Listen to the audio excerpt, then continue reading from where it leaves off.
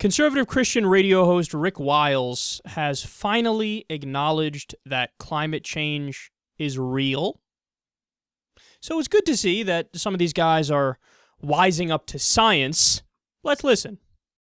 California is quickly running out of water. State officials approved a lame package of water restrictions yesterday. One rule prohibits homeowners from hosing down their driveways. Another rule requires hotels to ask customers if they want their bed linens and bath towels washed.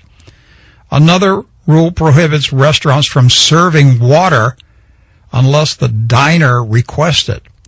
Of course, none of this is going to help California. The state is in a severe mega drought, possibly the worst drought in 1,000 years. Weeks ago, NASA scientists predicted the mega drought will scorch America's Southwest and Great Plains over the next 35 years. NASA Jet Propulsion Laboratory senior water cycle scientist Jay Famiglietti told the Los Angeles Times that California has approximately 1 year of water remaining in reservoir storage. He also said the level of groundwater is very low. Now, the answer to California's drought is Jesus Christ. Rain will follow repentance. The state is in the forefront of spiritual rebellion against God. Abortion, homosexuality, pornography, Hollywood's movies that promote sexual immorality, violence, bloodshed, witchcraft, occult practices, the television industry, the crime in the street violence in California cities, all of it has combined to reach a level of depravity that has reached heaven, and God has no other choice but to cut off the rain. So let's see how long Californians will suffer without water before they humble themselves, repent of their sins, and call upon God to save them.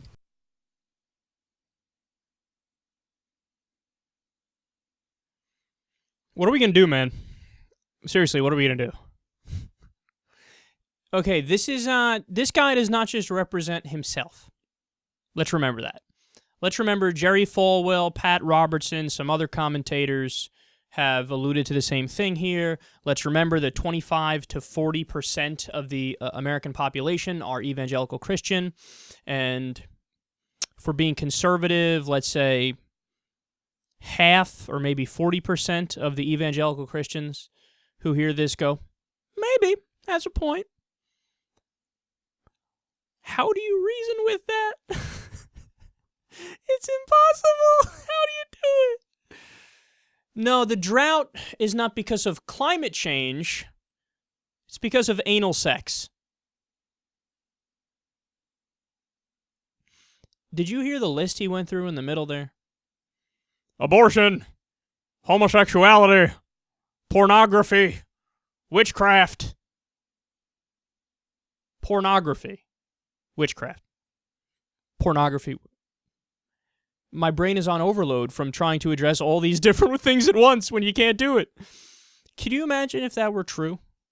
Could you imagine if pornography really led to droughts? I got news for you. What year did the internet go mainstream and was all over the place?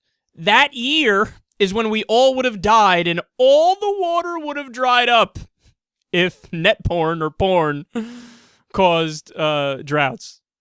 Are you serious? You know how many droughts I've caused?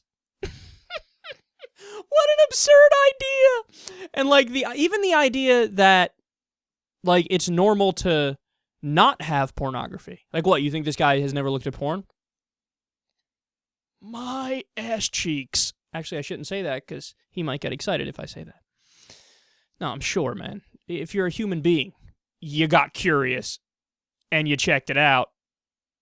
And you probably touched yourself. That's not outlandish. Like, that's not a radical thing. And, okay, witchcraft is in, like, real witches. They're not real. They're not real. Like, the thing about these guys that's so funny is that there's so many layers removed from making sense. Like, sometimes you'll hear somebody make a political point on the right and they're wrong, but, like, you could see where the misunderstanding comes from and they just have bad information or what have you. This is like, he's sure witches exist, obviously. Like, there are real witches in the world with the cauldron, and they cast a spell on you, and like, they're real, obviously. And then, also on top of that, it's clear that it's witches who caused the drought in California. I can't. Like, even, let's say witches were real for a second, which they're not. Wouldn't they also want to not have a drought because they want to survive also? I mean, again, the layers in which this doesn't make sense, it's endless layers of stupidity. And here's another interesting aspect to this. So in his mind, he's like, well, if you're not Christian, if you're not sufficiently Christian, if you don't worship Jesus Christ, and if you don't get away from all these sins, well, that's what's leading to the drought. That's what leads to natural disasters and all these problems. So let's say that's true. Let's accept that framework, even though it's absurd. Well, then, why is it that very, very, very, very Christian nations are struggling as well, and in many cases struggling way more than the United States of America? Some of the most Christian nations in the world, El Salvador is one, for example. El Salvador has one of the highest crime rates in the world, and they're one of the most Christian nations in the world.